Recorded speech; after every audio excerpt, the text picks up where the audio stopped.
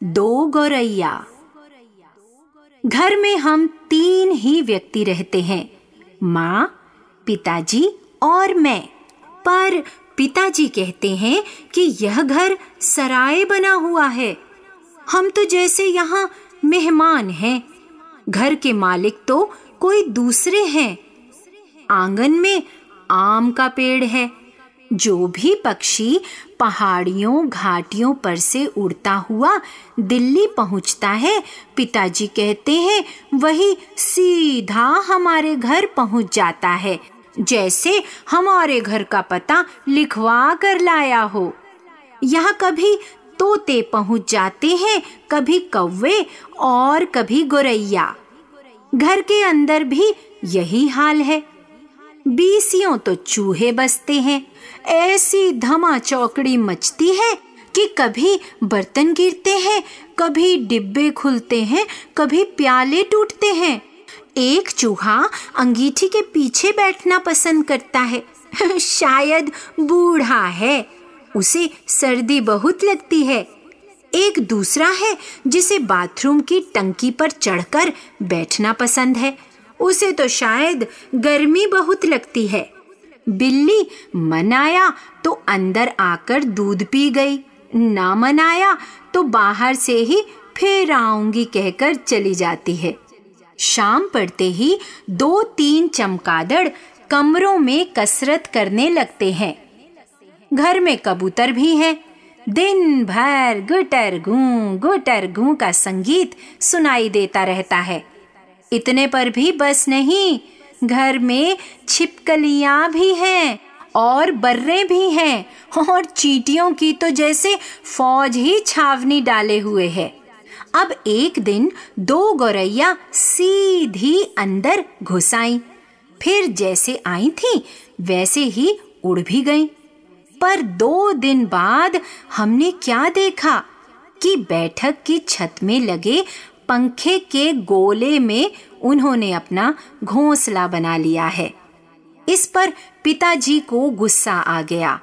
वह उठ खड़े हुए और बोले, देखता हूँ ये कैसे यहाँ रहती है। छोड़ो जी, चूहों को तो निकाल नहीं पाए, अब चिड़ियों को निकालोगे? माँ ने व्यंग से कहा।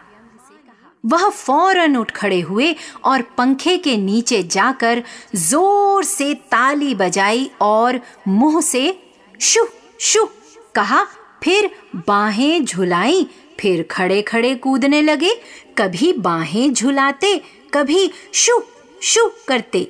माँ को ऐसे मौकों पर हमेशा मजाक सूझता है। हंसकर बोली, चिड़िया एक दूसरे से पूछ रही हैं कि ये आदमी कौन है और नाच क्यों रहा है। पिताजी बाहर से लाठी उठा लाए।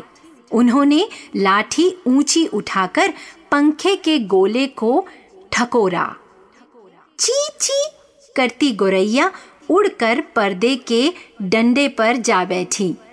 पिताजी लाठी उठाकर डंडे की ओर लपके। एक बार तो झूलती लाठी माँ के सिर पर लगते लगते बची। ची ची करती चिड़िया कभी एक जगह तो कभी दूसरी जगह जा बैठती। आखिर दोनों किचन की ओर खुलने वाले दरवाजे में से बाहर निकल गईं। पिताजी ने लाठी दीवार के साथ टिकाकर रख दी और छाती फुलाए कुर्सी पर आ बैठे। तभी पंखे के ऊपर से ची ची की आवाज सुनाई पड़ी। दोनों गौरैया फिर से अपने घोंसले में मौजूद थीं। दरवाजे के नीचे से आ गई हैं, माँ बोली। अब तो पिताजी गौरैयों पर पिल पड़े। उन्होंने दरवाजों के नीचे कपड़े ठूस दिए, रोशनदान में भी कपड़ा ठूस दिया और एक बार फिर चिड़ियों को खदेड़ दिया। इतने में रात पड़ गई। हमने समझा चिड़िया अपनी हार मानकर दूसरी जगह चली गई होंगी। दूसरे दिन इतवार था तो वे फिर से मौजूद थीं और मजे से मल्हार गा रही थीं। अब तो रोज यही कुछ होने लगा।